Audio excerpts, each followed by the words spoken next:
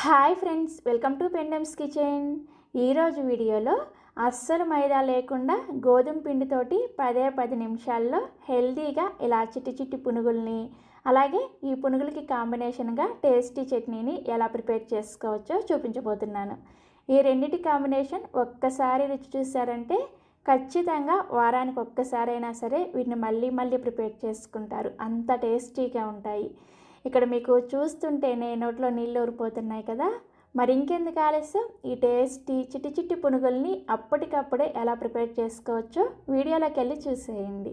ఈ పునుగులు ప్రిపేర్ చేసుకోవడం కోసం ఇలా ఒక గిన్నెను తీసుకొని ఇందులోకి 2 కప్పుల గోధుమ పిండిని వేసుకోండి. మీరు ఇక్కడ ఏ బ్రాండ్ గోధుమ పిండి అయినా సరే వేసుకోవచ్చు. నెక్స్ట్ ఇందులోకి అదే కప్పుతోటి 1 కప్పు పులిసిన పెరుగును వేసుకోండి. మీ దగ్గర ఒకవేళ పులిసిన పెరుగు లేకపోతే కమ్మటి పెరుగు అయినా సరే వేసుకోవచ్చు. కమ్మటి పెరుగు వేసుకునే వాళ్ళు ఏం చేయాలనేది నేను బోండాలు వేపేటప్పుడు చెప్తాను. నెక్స్ట్ ఇందులోనే 2 టేబుల్ స్పూన్ల దాకా బియ్యం పిండిని వేసుకోండి. ఇలా కొంచెం బియ్యం పిండి వేసుకోవడం వలన పునుగుల పై లేయరు క్రిస్పీగా వస్తుంది అన్నమాట. తర్వాత ఇందులోనే రుచికి సరిపడా ఉప్పుని, అలాగే 1 టీ స్పూన్ దాకా జీలకర్ర, 1/2 టీ స్పూన్ దాకా వంట సోడాని వేసుకోండి. ఇలా కొంచెం వంట సోడా వేసుకుంటే పునుగులు మనకి నూనెలో వేసినప్పుడు చక్కగా పైకి పొంగుతాయి అన్నమాట. అలాగని మరీ ఎక్కువగా వేసేసారనుకోండి, ఈ పునుగులు నూనెను ఎక్కువగా పీల్చేస్తాయి. కరెక్ట్గా నేను చూపించిన కొలత ప్రకారం వేసుకోండి. ఇవన్నీ వేసుకొని ఫస్ట్ ఇవన్నీ కూడా పెరుగులో కలిసేటట్లుగా బాగా కలుపుకోండి.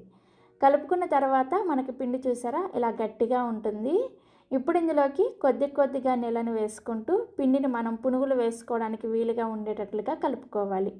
ఫస్ట్ మనం పిండి కలుపుకునేటప్పుడు చూసారా ఇలా కొంచెం ఉండలుగా ఉంటుందన్నమాట.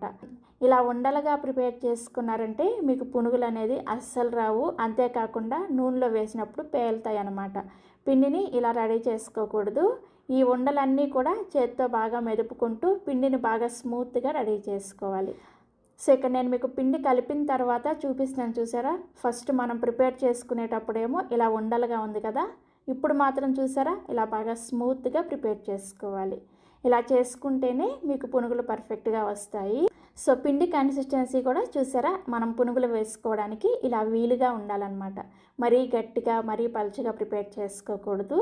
సో మనం పునుగులు వేసుకోవడానికి పిండి రెడీ అయిపోయింది. దీని మీద మూత పెట్టేసి 10 నిమిషాల పాటు పక్కన పెట్టుకోండి. 10 నిమిషాలు పక్కన పెట్టుకుంటే మీకు పునుగులు పర్ఫెక్ట్గా వస్తాయి. ఈలోపు నేను మీకు ఈ పునుగులకి మంచి కాంబినేషన్గా 2 నిమిషాల్లో చేసుకునే చట్నీని చూపిస్తాను. ఈ చట్నీని ప్రిపేర్ చేసుకోవడం కోసం ఒక మిక్సీ జార్ని తీసుకొని అందులోకి 1 కప్పు వరకు పుట్నాల పప్పును వేసుకోండి.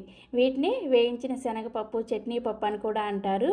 నెక్స్ట్ ఇందులోకి మీరు తినే కారానికి తగ్గట్టుగా 4-5 వరకు పచ్చిమిర్చిని వేసుకొని రుచికి సరిపడా ఉప్పును కూడా వేసేసుకొని ఇందులో ఏమీ వేసుకోకుండా వీటన్నింటిని కూడా మెత్తటి పౌడర్ లాగా గ్రైండ్ చేసుకోవాలి. చూసారా ఇలా మెత్తటి పౌడర్ లాగా గ్రైండ్ చేసుకున్న తర్వాత ఇప్పుడు ఇందులోకి కొద్దిగా ఎక్కువగానే నీళ్ళను పోసుకొని ఈ చట్నీని బాగా మెత్తగా కొంచెం పలచగా ఉండేటట్లుగా గ్రైండ్ చేసుకోండి. పునుగుల్లోకి ప్రిపేర్ చేసుకున్న చట్నీ పలచగా ఉంటేనే టేస్టీగా ఉంటుందన్నమాట.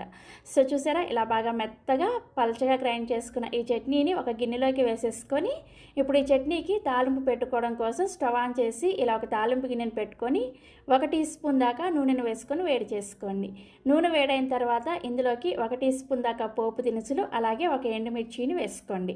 ఆవాలు, మినపప్పు, పచ్చిశనగపప్పు అండ్ జీలకర్ర ఈ 4 కలిపేసి 1 టీ స్పూన్ వేసుకోండి. అలాగే 1 ఎండుమిర్చిని కూడా వేసుకొని ఈ తాలింపు గింజల్ని లో ఫ్లేమ్లోనే చక్కగా ఫ్రై చేసేసుకొని చివరిగా ఇందులోకి 1 రెమ్మ కరివేపాకును కూడా వేసేసుకొని తాలింపుని చక్కగా ఇలా ఫ్రై చేసుకొని మనం ముందుగా గ్రైండ్ చేసుకున్న ఈ చట్నీలో వేసేసుకొని కలుపుకోండి.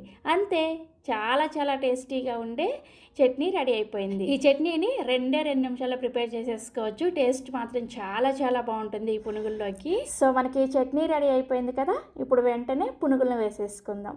10 నిమిషాల ముందు కలిపి పెట్టుకున్న పిండి పైన చూసారా ఇలా చక్కగా ఎయిర్ బబుల్స్ వస్తాయి అన్నమాట. ఇలా ఎయిర్ బబుల్స్ వచ్చిన తర్వాత ఈ పిండిని మళ్ళీ అస్సలు కలపకూడదు. చాలామంది ఏం చేస్తారంటే పిండిని ఒక 10 నిమిషాలు పక్కన పెట్టేసి మళ్ళీ పునుగులు వేసుకునే ముందు పిండిని కలుపుతూ ఉంటారు కదా.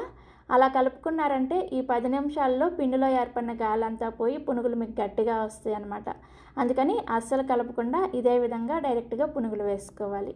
పునుగులు వేసుకోవడానికి ఒక గిన్నెలోకి కొద్దిగా నీళ్ళని తీసుకొని మీ చేతిని ఒకసారి బాగా తడుపుకొని ఒక సైడ్ నుంచి ఇలా కొద్దిగా పిండి ముద్దను తీసుకొని ఈ విధంగా నూనెలోకి నెమ్మదిగా వేసుకోవాలి.